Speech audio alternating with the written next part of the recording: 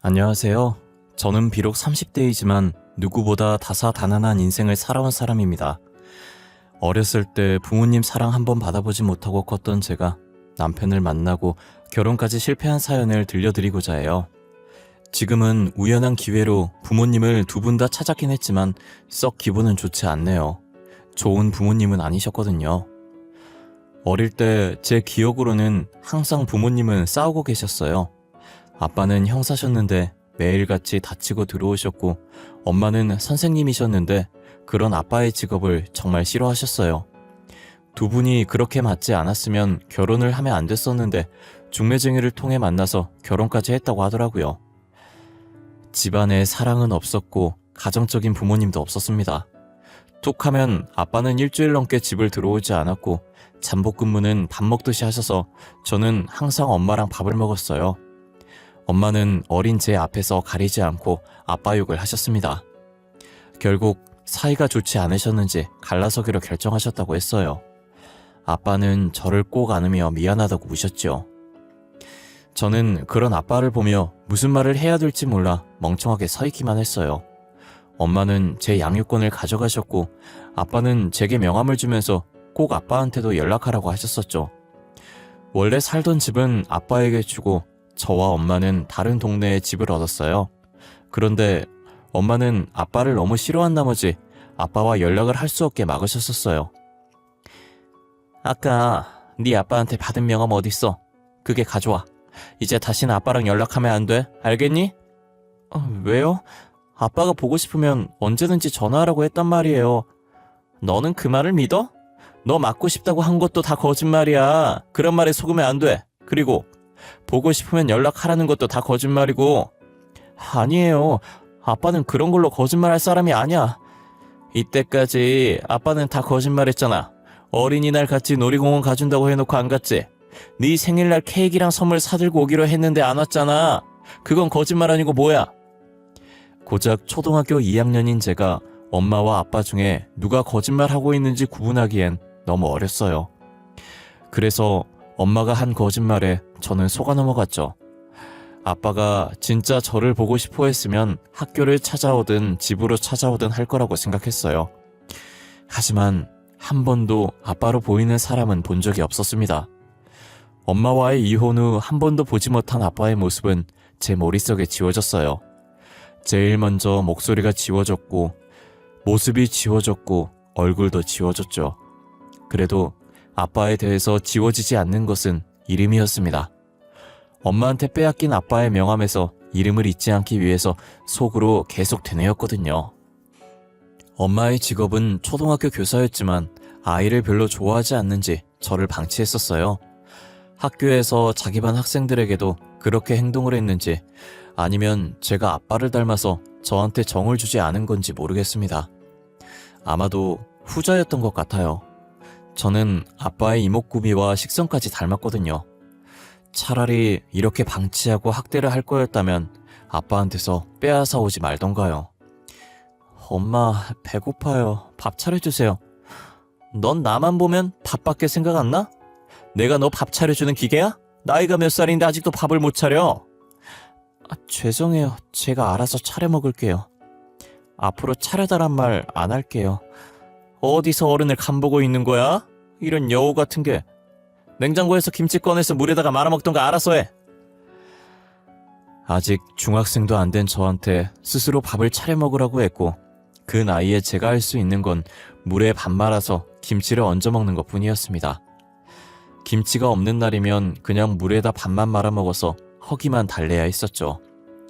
밥 먹고 설거지를 해놓지 않으면 저를 싱크대 앞에 1시간이든 2시간이든 가만히 서 있게 했습니다.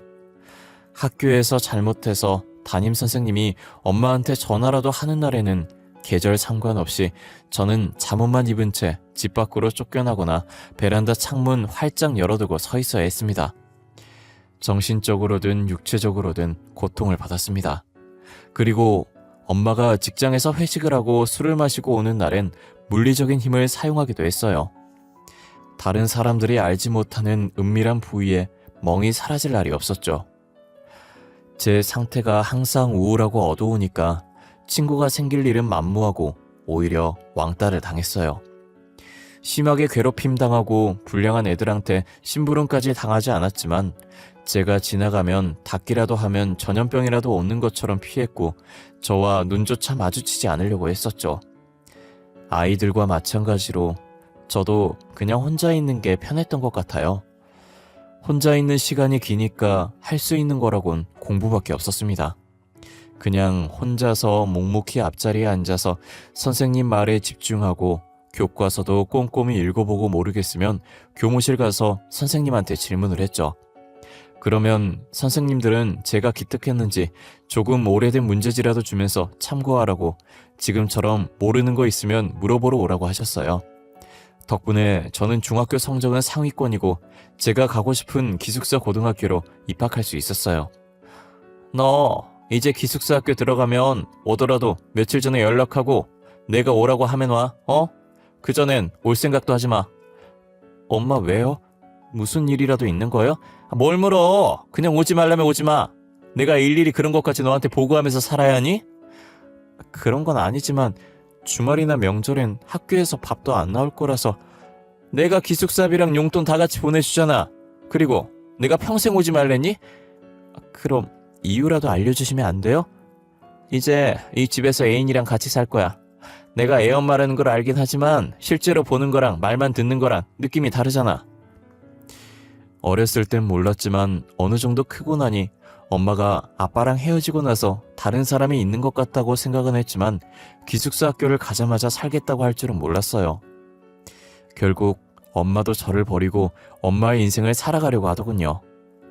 엄마 말대로 저는 극도로 집에 가겠다는 연락을 하지 않았어요. 그래도 제가 연락이 없다면 한 번쯤은 엄마한테서 얼굴 비추라는 연락이 올 줄 알았습니다. 제 희망이었지만요. 졸업을 6개월 정도 앞두고 있을 때였어요. 3년 동안 10손가락으로 셀 수 있을 정도로 연락 없던 엄마한테서 먼저 왔어요. 몇 달 후면 너도 이제 성인이잖아. 그치? 성인이면 아르바이트도 할 수 있을 거고 너도 혼자 살아봐야지. 엄마, 저 지금까지도 혼자 살았어요. 넌 어렸을 때나 컸을 때가 말대꾸하는 건 정말 안 변한다. 여튼 이제 나는 너한테 해줄 만큼 해줬으니까 알아서 살라고. 엄마, 저 지낼 곳은 있어야 하잖아요. 집이 없으면 노숙이라도 하라고 하는 거랑 똑같은 거예요. 너 졸업에 맞춰서 보증금까지는 통장으로 보내줄게. 그 이후는 진짜 네가 알아서 해. 이게 네 엄마로서 마지막 정이야. 엄마 할 말만 하고 전화는 끊어졌어요.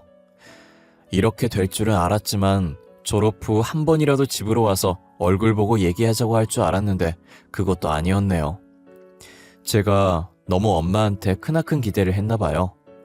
어렸을 때 그렇게 당해놓고 엄마가 무슨 좋은 추억이라도 있다고 그러는지 모르겠어요. 저는 졸업식과 동시에 엄마가 준 보증금 700만 원으로 입학할 학교 주변 동네에 원룸을 구했고 집 주변에서 아르바이트를 3군데를 동시에 하며 열심히 벌었습니다. 하루하루 힘겹게 열심히 살아가는 저를 보며 카페 사장님이 궁상 맞아 보였는지 소개팅 한번 해보라고 하셨어요. 처음엔 제가 지금 그럴 처지가 못 되니 싫다고 말했는데 사장님은 딱 한 번만 만나보라며 부탁하더라고요. 아이 수정씨, 그렇게 아등바등 살아서 뭐해. 20살 초반인데 연애도 하고 놀러도 다니고 그래야지. 아니에요. 저는 지금 생활도 바빠서 남자 만날 시간도 없어요, 사장님. 소개는 안 받을게요. 아니, 그러지 말고 한번 만나서 밥이라도 먹어봐. 혹시 또 알아? 내 덕분에 수정씨 인생 활짝 필 수도 있잖아. 정말 괜찮아요. 지금 학교 다니고 아르바이트 한다고 만날 시간도 없어서 그래요, 사장님.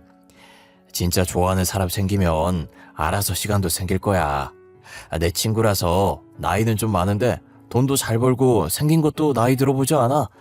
정말 시간도 없고 생각도 없어요. 죄송해요. 수정씨가 만날 생각이 있다고 하면 하루 아르바이트 빼줄게. 돈은 그대로 쳐줄 거니까 걱정하지 말고. 계속 거절을 해도 사장님은 끈질기게 만나보라고 부추겼어요. 어른이 권유하는데 계속 거절하는 것도 예의가 아니라고 생각해서 딱 한 번만 만나보겠다고 했습니다. 소개팅 하는 날 만나기로 한 카페에서 책을 펼치고 공부를 하면서 남자를 기다렸습니다. 그러더니 어떤 한 남자가 다가와서 테이블 앞에 멈춰섰어요. 발에서 위로 시선을 올리니 사장님 말처럼 동안처럼 보였어요. 안녕하세요. 박수정 씨 맞으시죠? 저 오늘 만나기로 한 최동현이라고 합니다. 반갑습니다. 네, 안녕하세요. 박수정이라고 합니다. 반갑습니다. 오늘 평일이신데 직장은 안 나가셔도 되나요? 펀드 회사에서 매니저로 일하고 있는데 거의 프리랜서처럼 일하고 있어요. 오늘도 외부 미팅이 있다고 하고 나온 거예요. 수정 씨 수업 받고 바로 오는 거 아니에요? 배고프죠? 우리 밥 먹으러 가요.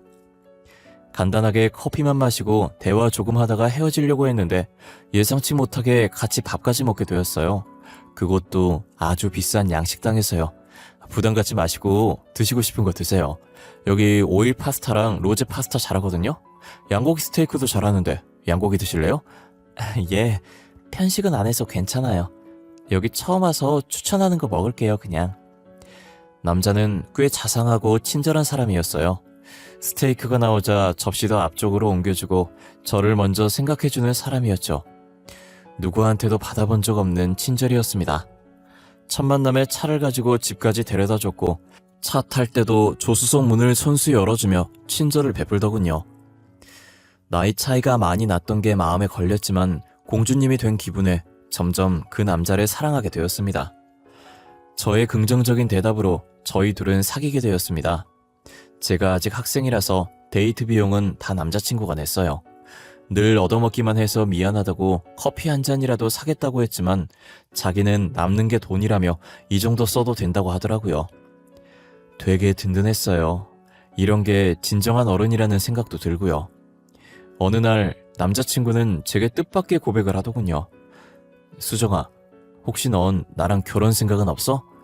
너가 결혼 생각 있으면 오빠가 돈 벌어다 줄 테니까 너 하고 싶은 거 시켜줄 수 있는데. 결혼? 아직 내 나이가 이제 20대 중반이라서 생각해본 적은 없어. 그리고 우리 나이 차이가 심하니까 한 번도 생각 안 해봤어. 이렇게 평일 주말 없이 학교에 아르바이트 다니는 거 보면 안쓰러워서 그래. 너가 운전면허만 딴다면 오빠가 벤츠도 바로 사줄 수 있는데. 비싼 차 필요 없어. 초보 운전인도 괜찮아. 그리고 차 가지고 싶다고 생각한 적도 없어. 다 괜찮다고 하지 말고 진지하게 생각해봐. 오빠랑 결혼하면 비싼 차도 운전할 수 있고 너가 따로 해올 곳도 없어. 지금 내가 살고 있는 아파트에 몸만 들어와서 살기만 하면 돼. 그건 그냥 오빠한테 얹혀 하는 거잖아. 내가 어떻게 받아먹기만 하고 살아. 미안해 하지 마. 내가 해주고 싶으니까 이러는 거지. 나도 너 사랑 안 했으면 이렇게까지 헌신적으로 하지도 않았어. 무슨 말인지 알지? 남자친구 말처럼 저를 그만큼 사랑하고 있으니 결혼까지 제안했다고 생각했습니다. 그 자리에서 선뜻 대답은 못했지만 며칠 뒤 만나서 결혼해도 괜찮을 것 같다고 대답했죠. 남자친구는 들뜬 마음에 저에게 최고급으로 전부 해주겠다고 하더군요. 수정아, 우리는 어른들도 없으니까 격식 차리지 말고 그냥 친한 친구들만 불러서 혼인 서약서만 읽고 간단하게 하자. 그 대신 세상에 제일 이쁜 신부로 만들어줄게. 드레스 진짜 이쁜 거 입자. 아니야, 드레스 안 입어도 돼. 그냥 심플한 걸로 입고 하자. 어차피 간단하게 시골릴 거잖아. 그리고 내가 보태는 것도 없는데. 금전적으로 미안해 하지 말라고 했잖아. 오빠 능력 있는 사람이라니까. 그래도 아껴서 나쁠 거 없잖아. 나중에 큰돈 들어갈 일도 있을 수도 있고. 어이구, 나이도 어리면서 왜 이렇게 철이 들었을까? 여보, 우리 아이도 빨리 가질까? 둘이서 사는 것도 좋지만 가족이 많이 있는 게 좋잖아. 아직 아기 낳는 게 상상이 안 돼서 무서워. 내가 잘 키울 수 있을까? 오빠는 자신 있어? 모든 부모들이 자신 있어서 아기 낳는 거 아니잖아. 서로 사랑하고 자연스럽게 생기니까 낳는 거지. 우리도 서로 사랑하는 마음 있고 둘만의 결실이 생기면 잘할 수 있을 거야. 내가 잘 키우지 못해도 오빠가 많이 도와줘. 이제부터라도 책 사서 공부도 하고 그래야겠어. 결혼과 동시에 서로 빨리 아이를 가지기로 합의했어요. 저는 자신이 없고 무섭기만 했지만 옆에 든든한 남편이 있었기에 결심할 수 있었죠. 어린 시절부터 저한테 이런 행복이 생길 거라고 생각지도 못했는데 힘들었던 어린 시절을 보상받는 듯 남편이 제게는 행운처럼 느껴졌어요. 하지만 행복은 잠시 스쳐 지나가려는 바람이었는지 금방 화목한 가정이 깨져버렸어요. 결혼한 지 5개월이 지났고 그 기간 동안 수없이 임신 시도를 했었는데 다 실패했습니다. 노력만 하면 가질 수 있을 거라 생각했는데 착각이었나 봐요. 남편도 처음엔 조급해하지 말자고 했지만 시간이 지날수록 지쳐가는 것만 같았어요. 어느 날은 남편이 집 앞으로 잠시만 나오라고 하더라고요. 나갔더니 저를 데리고 산부인과로 가더군요. 어리둥절했지만 남편을 따라 들어갔습니다. 여기 문진표 작성하시고 잠시만 기다리시면 돼요. 혹시 지금 월경 시작하신 지 며칠 되셨죠?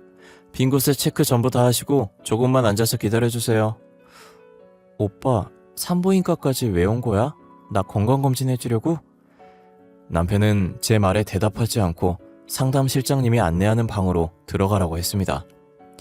저 혼자 들어가니 의사가 불임이 의심돼서 오셨냐며 저한테 묻더군요. 환자분 직접 예약하신 난임검사를 지적할게요. 지금 환자분 월경 3일차라 호르몬 검사하셔야 되거든요. 오른쪽 체열실 가서 피 뽑으시고 가면 됩니다. 다음날 며칠에 내원하시겠어요?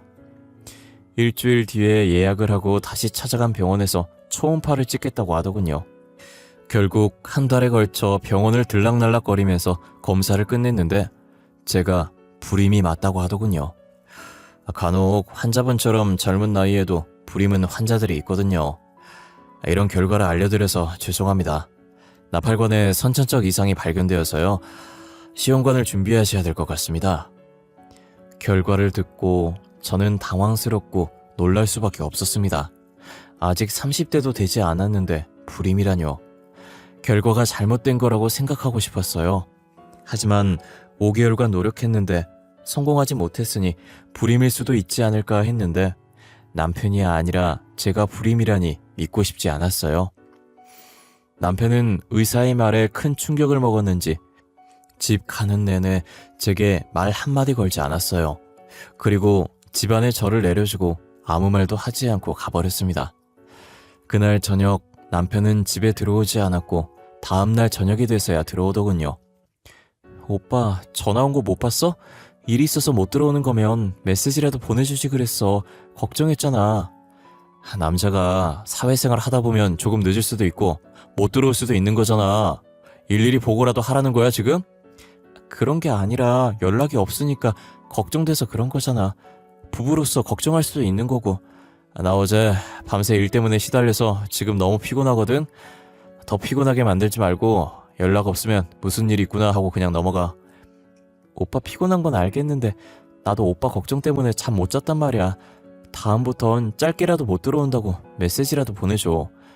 내가 네 잠 못 잔 것까지 투정받아줘야 하냐? 새벽까지 안 들어오면 알아서 자면 되잖아.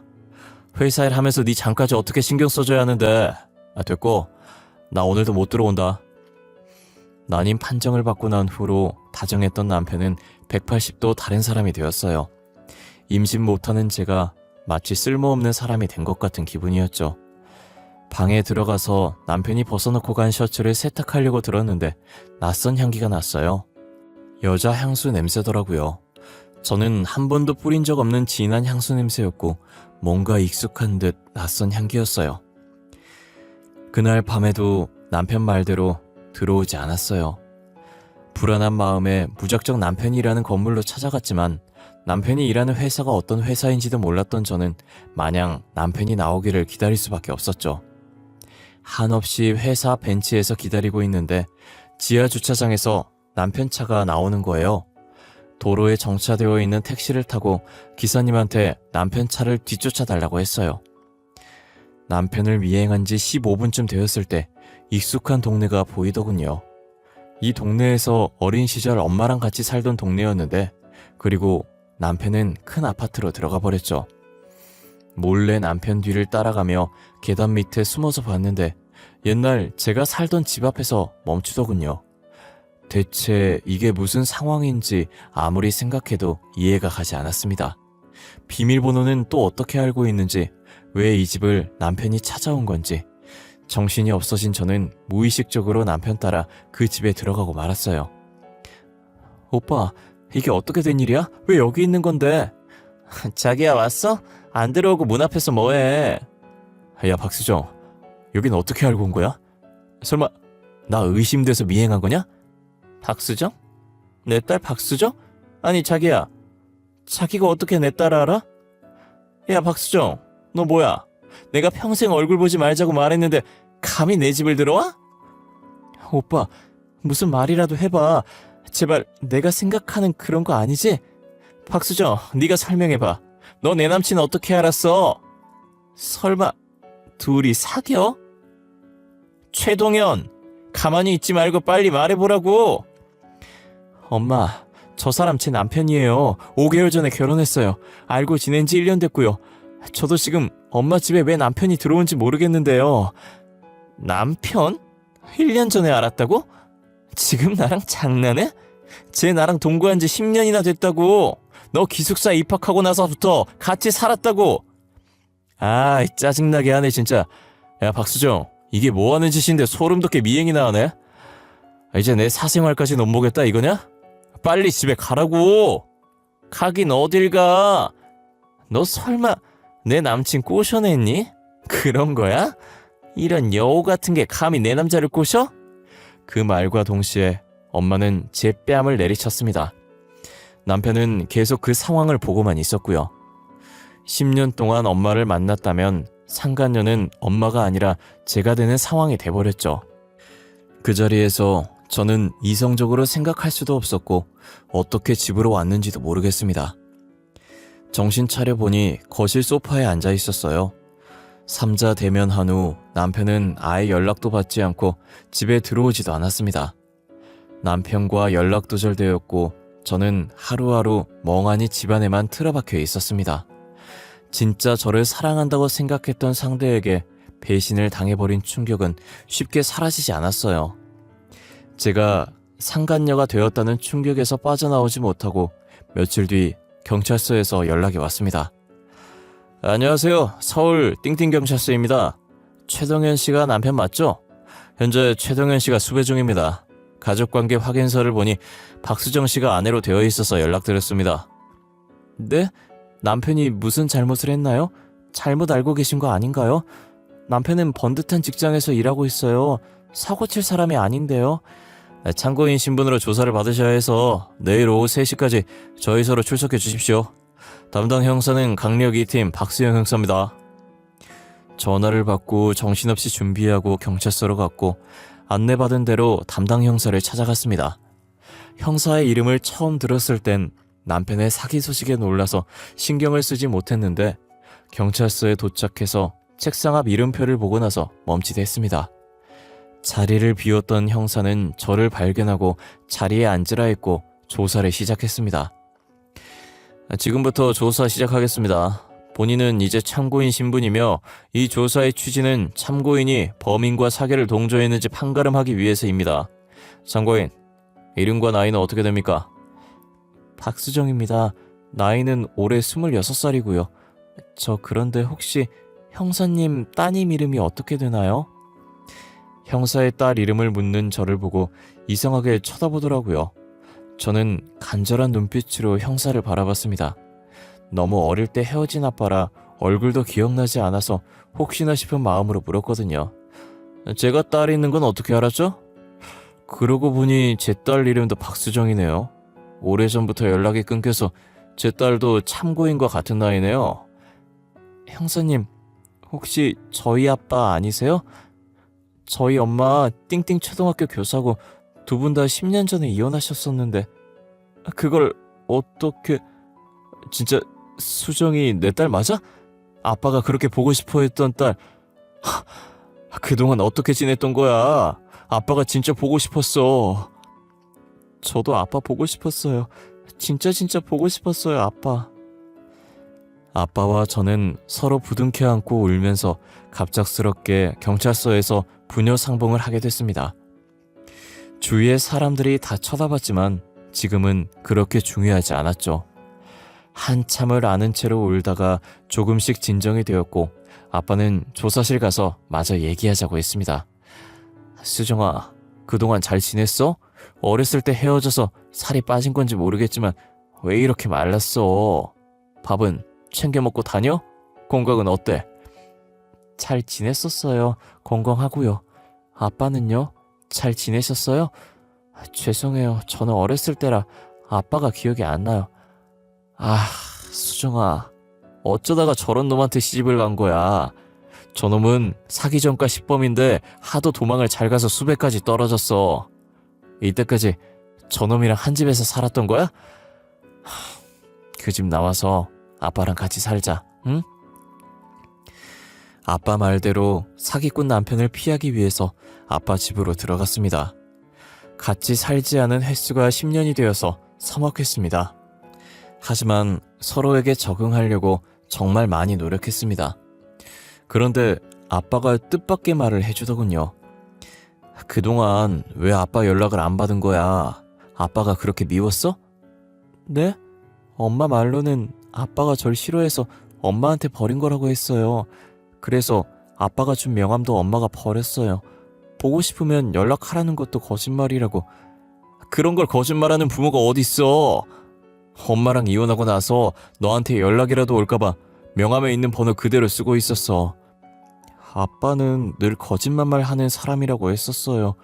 오히려 아빠가 절 버렸다고 해서. 어렸을 때 너한테 지킬 수 없는 약속한 건 맞지만 거짓말은 아니었어. 난 언제든 널 데리고 오려고 너희 엄마한테 연락했는데 너희 엄마는 한 번도 연락을 주지 않더구나. 엄마한테 연락하셨었어요? 저는 몰랐어요. 아빠와 같이 살게 되면서 제일 먼저 한 건 서로에 대한 오해를 푸는 일이었어요. 엄마는 10년이 넘도록 중간에서 거짓말을 해오셨어요. 아빠가 날 버렸다는 식으로 말이에요. 하지만 아빠는 제 연락을 기다리며 번호도 10년째 바꾸지 않으셨더라고요. 그렇게 아빠와 같이 산 지 지금은 2년이 다 되어가네요. 여러분께 제 사연을 제보해야겠다고 마음먹은 이유도 최근 있었던 일 때문인데요. 처음 보는 번호로 연락이 와서 받았는데 엄마였어요. 그때 전 남편 옆에서 뺨을 맞은 이유로 엄마와 첫 통화했어요. 그런데 엄마가 전화를 건 이유를 듣고 평생 죽을 때까지 엄마를 저주하고 싶었습니다. 수정이니? 엄마야. 지금 어디서 어떻게 지내고 있어? 지금 엄마가 자궁암 판정을 받아서 아파. 근데 간호할 사람이 없어서 연락했어. 네? 그런데요? 그게 저랑 무슨 상관인가요? 저한테 간호를 바라고 연락한 건가요, 설마? 당연히 네가 내 딸인데 딸로서 엄마가 아프면 간호해야지. 내가 이때까지 널 얼마나 아꼈는데. 자식된 도리로 엄마 병원비 정도는 보태줄 수 있잖아? 딸보다 중요한 남편이었잖아요. 최동현 씨 말이에요. 비록 혼인신고 없이 동거만 했다고 해도 10년이면 사실혼이에요.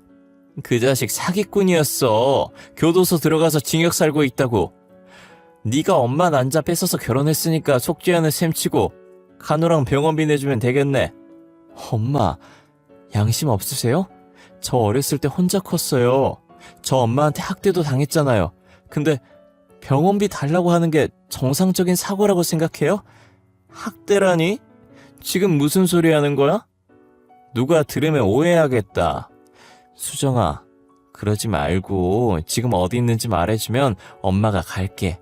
얼굴 보면서 얘기하자. 아니요, 엄마는 남자한테 미쳐서 어린 딸도 나 몰라라 했잖아요. 당신은 부모 자격 없어요. 저한테 자식돌이 바라지 마시라고요.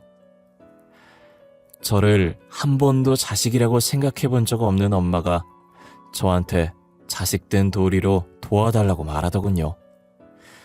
그 뻔뻔함에 정말 치가 떨렸습니다. 어떻게 저한테 간호를 부탁한다는 말을 저리도 쉽게 내뱉는지. 제가 힘들 때 한 번도 도와주지 않았으면서 자기가 힘들어지니 연락할 사람이 저밖에 없었나 봅니다. 제가 최근 겪은 일 때문에 정신적으로 너무 불안해져서 정신과에서 약을 처방받고 있어요. 아빠가 너무 잘해주셔서 빨리 괜찮아질 것 같아요. 엄마와 마지막 전화통화가 트라우마처럼 계속 맴도는데 언젠간 제 머릿속에서 사라지겠죠? 제 우울한 이야기 들어주셔서 감사합니다. 일교차가 큰 환절기인데 감기 안 걸리게 조심하시고 제 사연 들으신 여러분들 다 좋은 일만 가득했으면 좋겠습니다. 감사합니다. 좋은 하루 보내세요.